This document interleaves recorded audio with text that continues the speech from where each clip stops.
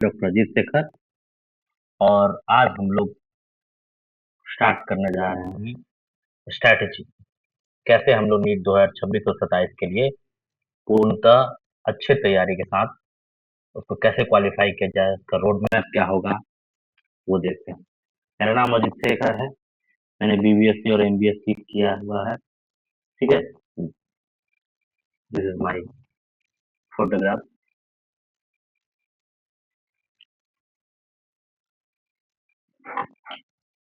NEET 2026 और 27 दोनों के लिए valid.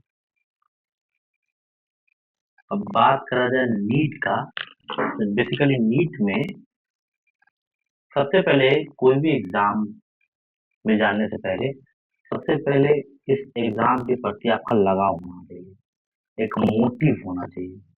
Y I am doing this. अगर मोटिव होगा तब 3D इसमें आएगा। डेडिकेशन, डिटर्मिनेशन और तीसरा डिसिप्लिन।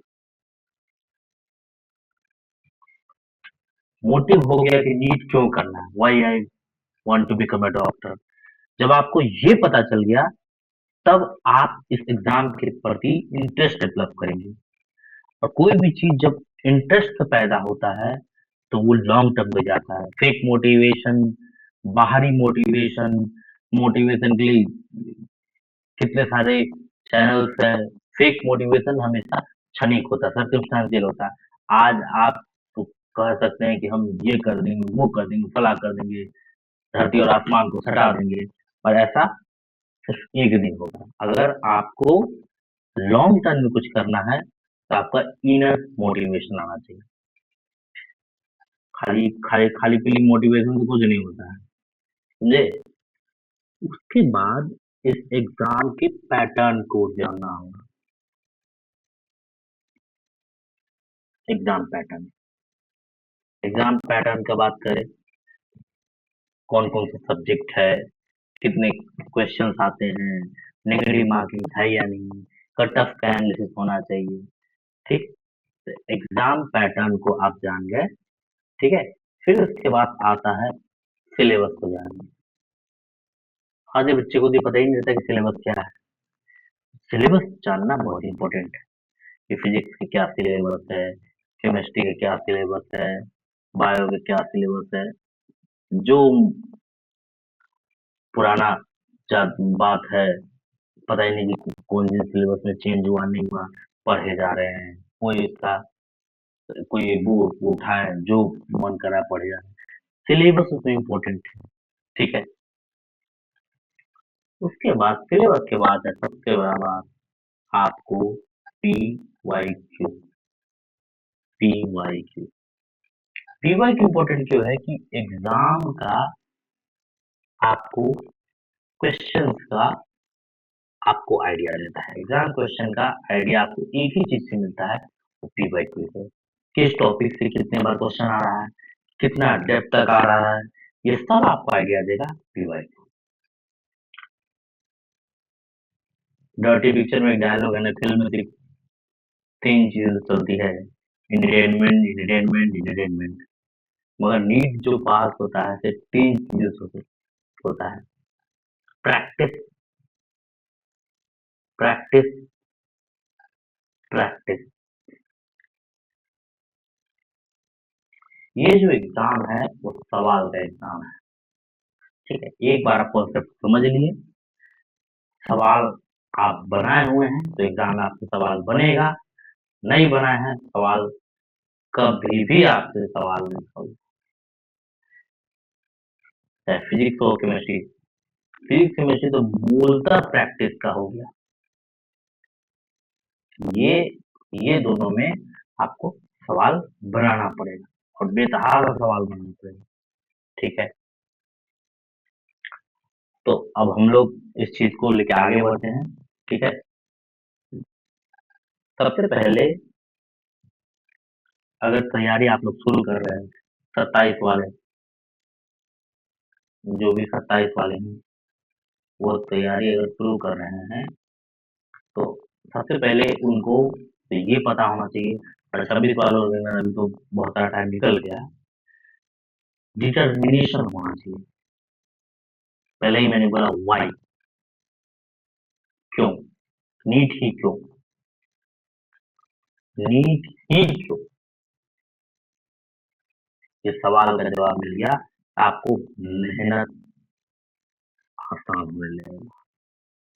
दूसरा बात डिसाइड तो कर ली, उसके प्रति आपको लगन लगाना, डेडिकेशन लगाना पड़ेगा, पूरा जी तोड़ डेडिकेशन लगाना पड़ेगा, पूरा मेहनत करना पड़ेगा। ठीक है। तीसरा डेडिकेशन होगा तो डिसिप्लिन भी होना चाहिए। हाँ भाई, हमको 100 सवाल बनाना है तो बनाना है। ऐसा नहीं कि 100 सवाल बना नहीं रहे, आराम से सोए हैं, हाँ हो जाए, ऐसे नहीं होने वाला है। ठीक है। जब ये 3 मिल जाएगा, ये टिकरी मिल जाएगा, तब जाके आपको मिलेगा ये व्हाइट एप्रॉन। व्हाइट एप्रॉन मैं बच्चों कहूंगा, feel the power of white apron. White apron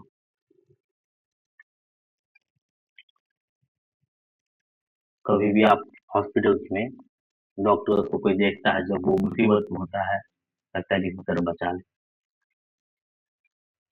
वो चीज करने के लिए आपको मेहनत करना पड़ेगा। अपने सपने को पाने के लिए पूरा जज्बा करे ना, पकड़ के एक सीट नीट की वजह से खींचो। अब सवाल उठता है कौन कौन सा सब्जेक्ट पढ़ना है। तो फिजिक्स, केमिस्ट्री और बायोलॉजी। ठीक है। इसमें भी 4 एनसीईआरटी बुक्स, इसमें भी 4 एनसीईआरटी बुक्स है, और इसमें दो 11 12। ठीक है। 12 के 11 12 के दो, इसमें भी 11 12 के दो दो, इसमें 11 12 के एक। अब पैटर्न का बात करा जाए कि नीट यूजी का पैटर्न क्या है, नीतू जी का, नीतू मैडम का पैटर्न क्या है, नीतू जी, नीट यूजी का। तो फिजिक्स में 45 क्वेश्चन आते हैं, पर क्वेश्चन 4 नंबर का हुआ, टोटल 180 मार्क्स का हुआ, और हर एक गलत आंसर को माइनस में।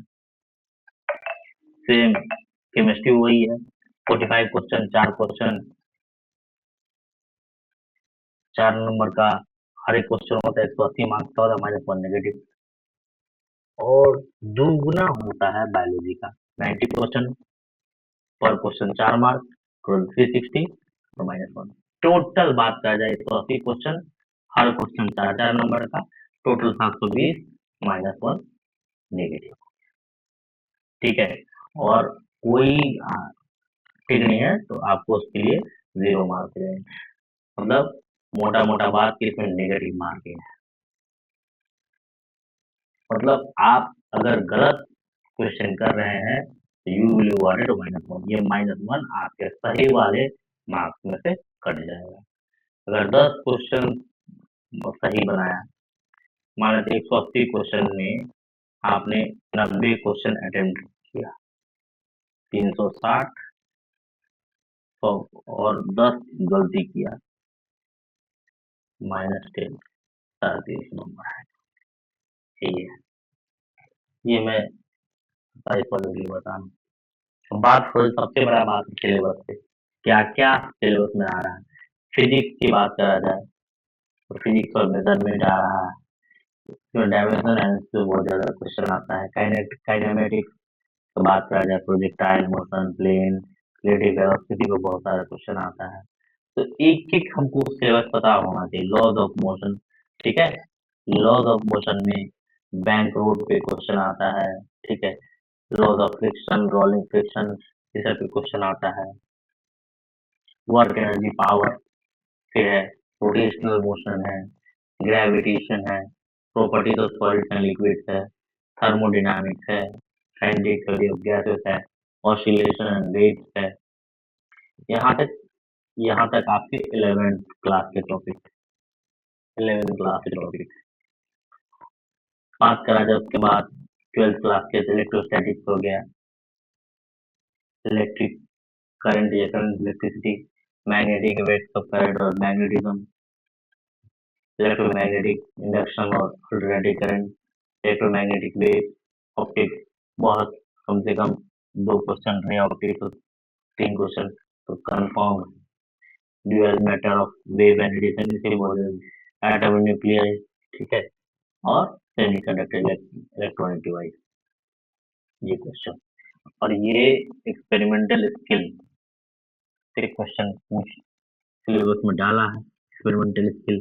तो ये एक्सपेरिमेंटल स्किल भी आप अच्छे से तो देख लीजिए, ठीक है। अब जो चेंजेस हुए हैं एनसीईआरटी में, जो चेंजेस हुए यही चेंजेस हुए हैं।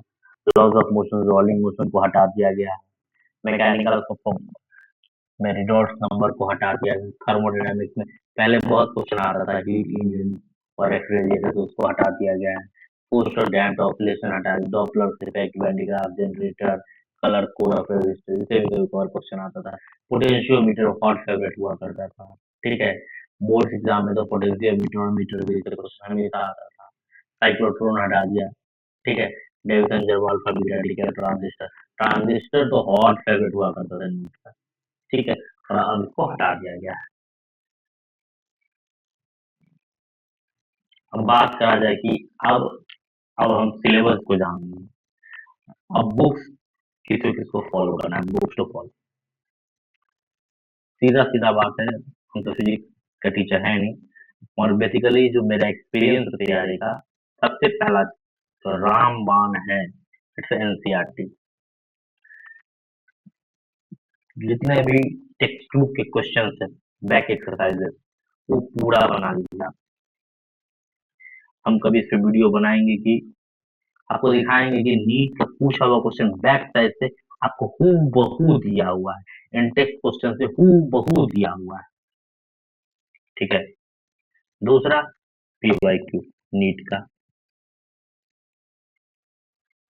और जेई मेन का 7 साल का क्वेश्चन, ठीक है। और कोई भी किसी भी अच्छे इंस्टीट्यूट हो गया, एलएन हो गया, मोशन हो गया, पीडब्ल्यू हो गया, अन अकेडमी हो गया, किसी का भी एक इंस्टीट्यूट का पकड़िए और उसको रिगर्स प्रैक्टिस करिए, ठीक है। इतना इतना करना ही आपके लिए टफ हो जाएगा। हाँ, मगर वैसे क्वेश्चन नहीं बनाने नीट के जो अभी के सिलेबस में नहीं है। जैसे ट्रांजिस्टर से पहले पूछता था, ठीक है, पीएनपी एनपीएन, वो सब पूछता था, ठीक है। फिर आपका ये हीट इंजन से क्वेश्चन पूछता था। तो अब इस हीट इंजन क्वेश्चन ये क्यों बनाएंगे जब हमारे पास है ही नहीं, ठीक है। तो वही बात करें केमिस्ट्री का। अगर रिजल्ट लेना है तो आपको 35 30 से 35 क्वेश्चन आपको अप्रोक्सीमेट 6 से 620-30 तक हर बार का कट ऑफ जाएगा, यही रेशियो रहेगा, मान के चलिए। थोड़ा कम भी हो सकता है, ज्यादा भी हो सकता है, ठीक है। इसके लिए आपको 30 से 35 सवाल सॉल्व करना ही पड़ेगा। केमिस्ट्री में वही है, बेसिक कॉन्सेप्ट, ठीक है। बेसिक कॉन्सेप्ट में नाम ये है, एटॉमिक स्ट्रक्चर है। फिर इसमें इसमें क्वांटम नंबर का टॉपिक बहुत इंपॉर्टेंट है। जितने भी क्वांटम नंबर हर साल क्वेश्चन पूछे जाता है क्वांटम नंबर, ठीक। केमिकल बॉन्डिंग में आपका जो बॉन्ड ऑर्डर का सवाल है हमेशा आता है, ठीक है। हम एक एक करके जब हम देखेंगे तो इसमें हम बताएंगे कि उसका हम वीडियो बनाएंगे कि हर टॉप मतलब हर चैप्टर में कौन सा क्वेश्चन टॉपिक से बार बार क्वेश्चन पूछा जा रहा है, हर बार पूछा जा रहा है। वो याद नहीं बॉन्ड ऑर्डर किस साल बॉन्ड ऑर्डर नहीं लिखा, ठीक है। बॉन्ड ऑर्डर से बॉन्ड लेंथ का क्वेश्चन पूछ लिया, एनर्जी का क्वेश्चन पूछ लिया, ठीक है, से साइज का क्वेश्चन पूछ लिया, ठीक है। केमिकल थर्मोडायनामिक्स है आपका, सॉल्यूशन, फ्लूइडियम, rate of reaction, chemical kinetics, ये सारा।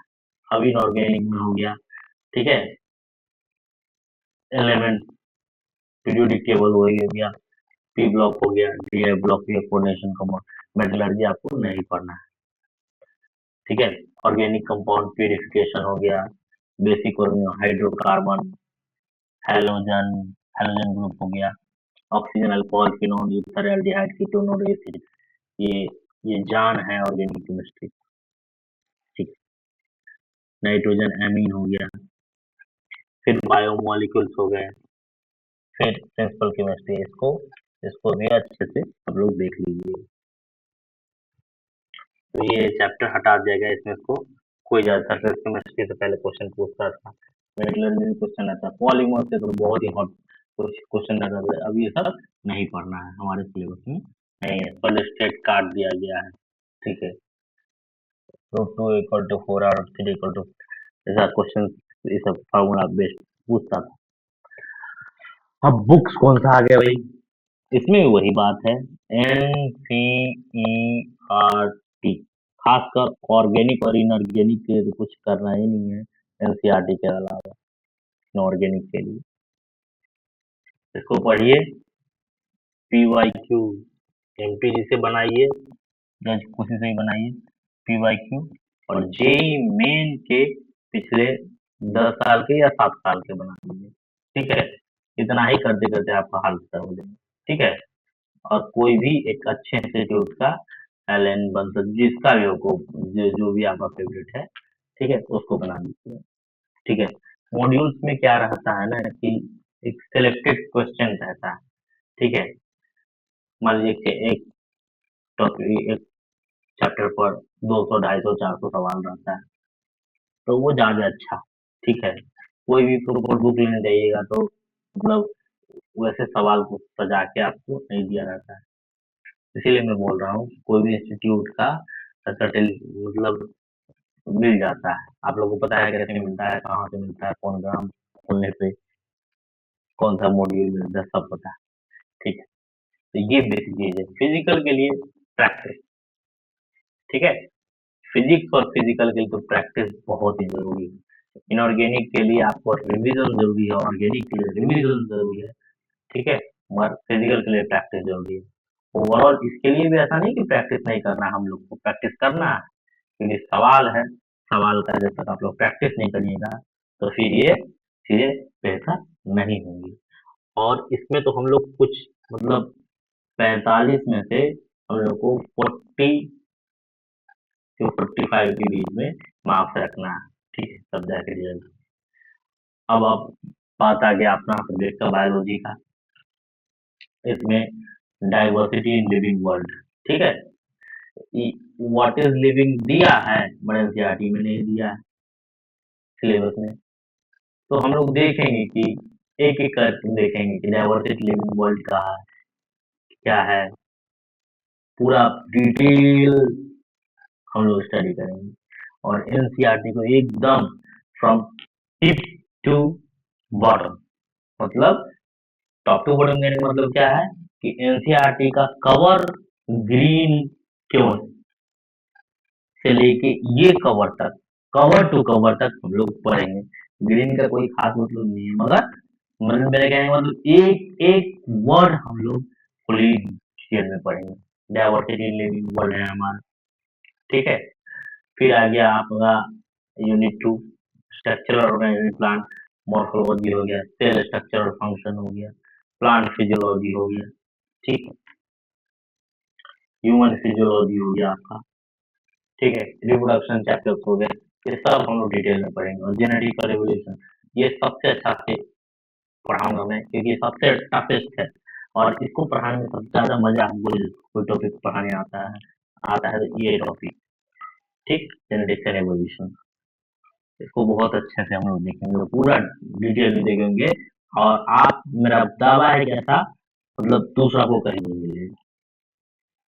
फिर बायोटेक है, ये भी बहुत अच्छा टॉपिक है, इसको मुझे मजा ने पढ़ाता है बहुत, ठीक है। और इकोलॉजी भी बहुत ही अच्छा टॉपिक है।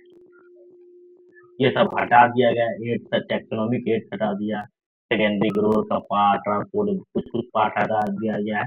तो जो हटा दिया गया है उसको हम लोग को देखना नहीं है, हम लोग को NCERT from cover to cover, इस कवर से उस कवर तक पूरा अच्छे से पढ़ना है। इसमें तो भाई एक ही चीज है भाई, क्या फॉलो करना है, तो हमारा यही है एनसीईआरटी भैया, एनसीईआरटी भैया को पूरा इधर से उधर पढ़ जाना है, ठीक है।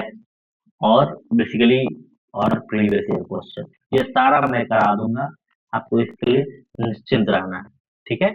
मैं सब कराऊंगा 26 वालों के लिए भी और 27 वाले के लिए भी, ठीक है। अब बात ये उठ के आता है कि हमें टाइम कितना है, आज 22 अगस्त हो गया है, ठीक है। आज के डेट से जोड़े तो 249 डेज है हमारे पास। सवाल ये उठता है कि क्या 249 डेज सफिशियंट है, 249 डेज सफिशियंट है क्या, इतना दिन में नीट पास किया जा सकता है, एकदम पास किया जा सकता है, ठीक है, एकदम पास किया जा सकता है। अगर आप बेसिक बेसिक चीजों पे आपका समझ है तो फिर आराम से हम इस 3 सब्जेक्ट को आराम से टैकल कर सकते हैं, आराम से फिजिक्स केमिस्ट्री बायोलॉजी को टैकल कर सकते हैं, ठीक है। और स्मार्टली क्या करना है हम लोग को, बायोलॉजी पूर्णतः एनसीईआरटी से पढ़ना है और ज्यादा कुछ नहीं एनसीईआरटी का। और इसमें भी हम क्वेश्चन में दिखाएंगे कि हर साल लगभग लगभग उसी से क्वेश्चन पूछा है, ठीक है। हम लोग अभी देखेंगे कि लिविंग वर्ल्ड जो भी अभी हम लोग पहला चैप्टर शुरू करेंगे लिविंग वर्ल्ड, तो देखा होगा कि या तो नोमेनक्लेचर से पूछता था और नोमेनक्लेचर उसका हॉट फेवरेट, और थोड़ा बहुत टैक्सोनॉमी कैटेगरी से, और पहले था तो हेर्बेरियम से क्वेश्चन पूछता था, अब तो हेर्बेरियम हटा दिया, ठीक है। तो हम एक एक मतलब बताएंगे कि देखिए यहाँ से एनसीईआरटी से, और 5 साल पहले भी वही जगह से क्वेश्चन पूछ रहा है, 5 साल बाद भी उसी जगह से क्वेश्चन पूछ रहा है, थोड़ा सा घुमा के चेंज करके, ठीक है। तो इस चीज को ध्यान रखना है एकदम। और दूसरा नंबर बात है कि हाँ बैठे हैं थोड़ा, इससे थोड़ी रिजल्ट होगा, रिजल्ट कब से किससे होगा, हम लोग को प्रोक्रेस्टिनेशन से दूर भागना है। प्रोक्रेस्टिनेशन का क्या मतलब है, आलसी बना से, हाँ भाई आज कर लेंगे, कल कर लेंगे, परसों कर लेंगे। कभी कभी ये होता है कि बच्चा क्या करता है कि पहला टाइम टेबल बनाया, हाँ भाई पूरा एकदम अच्छे से एक दिन में 5 5 चैप्टर, औकात से ज्यादा, मतलब अपने एबिलिटी से ज्यादा कभी भी टाइम टेबल मत बनाइए, ठीक है। बैकलॉग है, बैकलॉग को क्लियर करने का क्या है कि जो छूट गया वो जो छूट गया, अभी से उसको फिर शुरू करिए और धीरे धीरे बैकलॉग को खत्म करिए। अब ऐसा नहीं होगा कि अब कहीं अब चैप्टर 1 पढ़ रहे हैं तब तक चैप्टर 2 खत्म हो गया, चैप्टर 2 कर रहे हैं तब 3 खत्म हो गया। तो ऐसे करने से क्या होगा कि आप कुछ भी अच्छे तरीके से सीख नहीं पाइएगा और हमेशा आपका बैकलॉग बना ही रहेगा। तो ये था बेसिक बेसिक बातें। और हम आप लोग को जो एस मेंटोस जो है, ठीक है, एस मेंटोस जो है हमारा चैनल, वो आप लोग को बायो, ठीक है, वो हम लोग मान के चलिए तो मई में जो एग्जाम होगा आपका पूरा सिलेबस फरवरी एंड तक खत्म कर दिया जाए, ठीक है। मैं 26 वालों को कह रहा हूँ फरवरी एंड तक, with PYQ, with NCERT, with revision.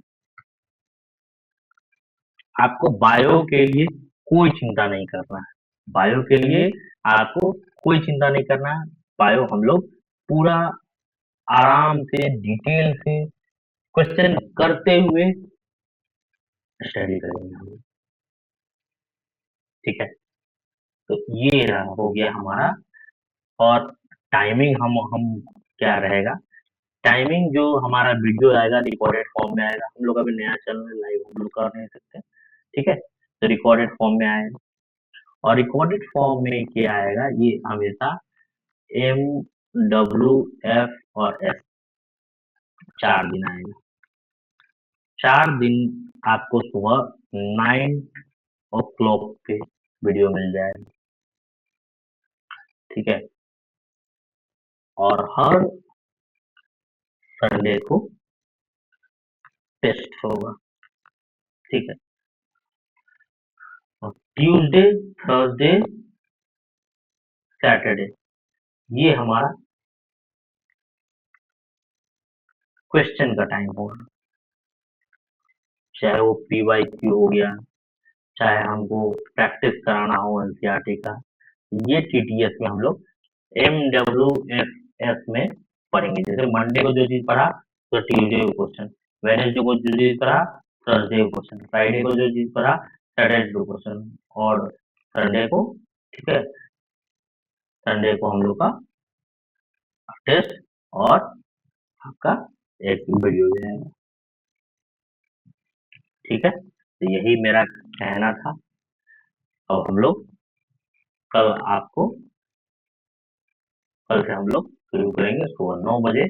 आपको पहला चैप्टर द लिविंग वर्ल्ड के फर्स्ट पार्ट का आपको वीडियो मिल जाएगा।